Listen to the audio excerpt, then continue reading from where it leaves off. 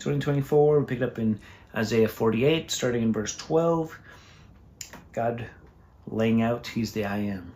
Listen to me, O Jacob, and Israel, whom I called.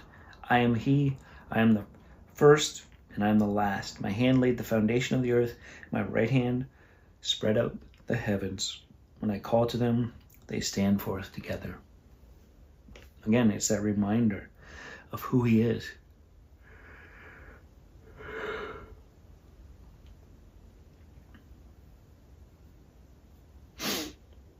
And then he reminds them, and he talks about how he's using and going to use Cyrus to do his bidding. See, because in this chapter, it's been God just sort of calling out his people because they're stubborn. Like, none of us are. Yeah. And then it says, thus says the Lord, your Redeemer, the Holy One of Israel. I am the Lord your God, who teaches you to profit, who leads you in the way you should go. Oh, that you had paid attention to my commandments. Then your peace would have been like a river, and your righteousness like the waves of the sea. Your offspring would have been like the sand, and your descendants like its grains. Their name would never be cut off or destroyed from before me. But there is redemption. But when you continually say, oh, we love you, oh, we're following you, but there's still wickedness in your heart, he says there's no peace for the wicked. Right? These things don't jive. This is who I am.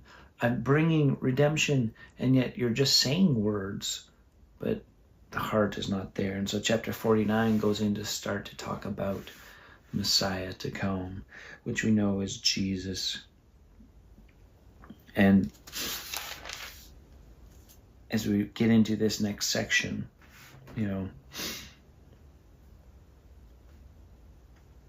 it brings forth the idea of salvation that isn't just going to be for Israel, but it's going to be for all people.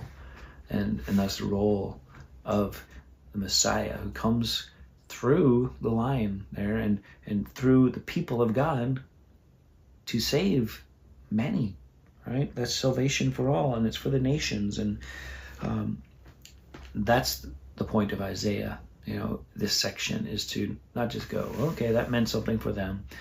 It meant so much more that they were to start following and stop just saying things and stop going through the motions of following, because the Messiah is coming and he will save the nations. He will save many. And it's a powerful chapter about what God has in store and God has planned.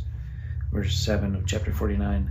Thus says the Lord, the Redeemer of Israel, and his Holy One, to one deeply despised, abhorred by the nation, the servant of rulers. Kings shall see and arise, princes, and they shall prostrate themselves because of the Lord who is faithful, the Holy One of Israel, who has chosen you. Thus says the Lord, in time of favor I have answered you, in a day of salvation I have helped you. I will keep you and give you as a covenant to the people, to establish the land.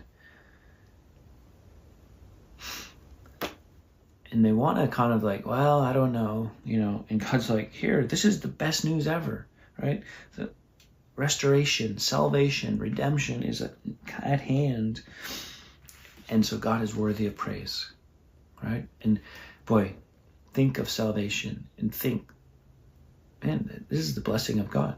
This is the grace of God, because I didn't earn it. I didn't deserve it. God's done for me everything.